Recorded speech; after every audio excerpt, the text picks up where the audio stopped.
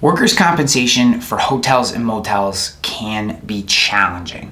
And the reason for that is the diverse nature of employment responsibilities that take place to operate a hotel or a motel properly. You're going to have front desk staff, you may have kitchen staff, you're going to have janitorial staff and the people that clean the rooms, you're going to have managerial or executive staff.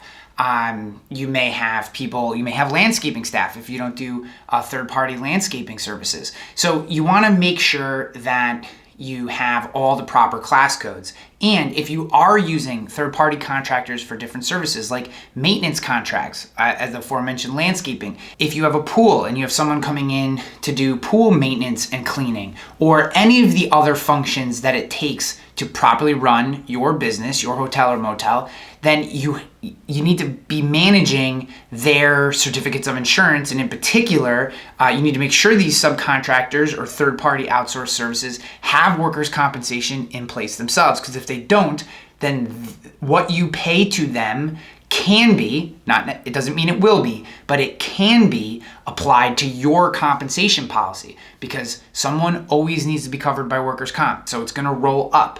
And it is how many different people doing how many different things on your property to your business that creates an issue with workers' comp. So first and foremost, making sure we're managing who's doing what, whose payroll is applied to what class codes, and that we're using our payroll service or however we do payroll to properly separate and allocate payroll to those job functions.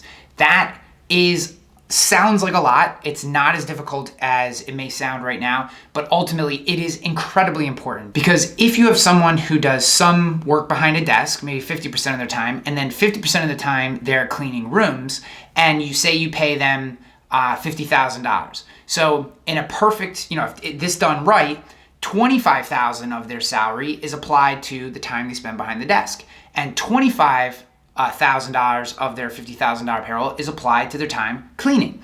And the reason you want to do that and separate that in your payroll, at least from a notation standpoint, is because the class code for your workers' comp is going to be more expensive for the time that they're cleaning than it is for the time they're standing behind a desk. So this way, you're not overpaying. If you do not separate those job functions out in your payroll, then what the workers' compensation company and the workers' compensation board are going to do is take the full $50,000 and apply it to the more expensive rate. So in this case, the janitorial rate, that's costing you money. And if that happens over a couple employees, over a couple years, you're talking about thousands of dollars that you've wasted on workers' comp premiums that you shouldn't have.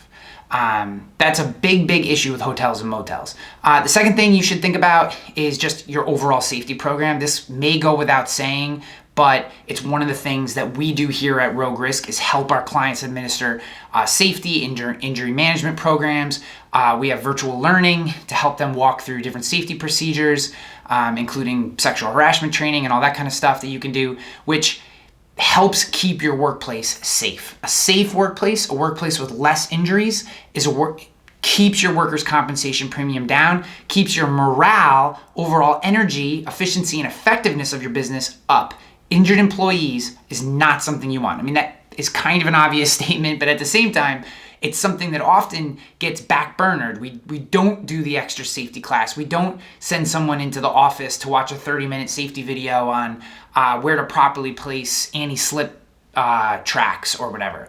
So these are the kind of things that keep your premiums down. And it takes dedication, and it takes having the programs and procedures in place. And like I said, ultimately, and that leads us to the third and final way to keep your workers' compensation premiums down, and that is aligning with the right carrier.